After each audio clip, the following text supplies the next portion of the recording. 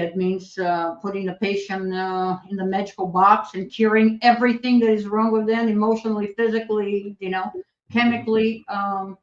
But is it a treatable condition? Yes.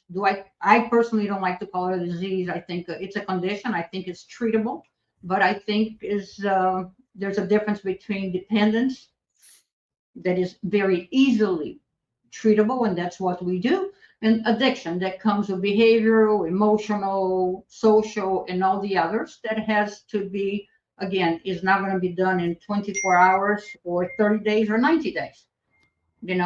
Mental health is something that can be prolonged. It doesn't need to be a lifetime commitment, and every patient is different in what they need in order to treat all those multi-level aspects of the condition. Is very different. So we got to stop generalizing addiction as if it's a human with blood running veins. Is not. It's a condition. It's a multifaceted condition that, again, affects patients in different areas.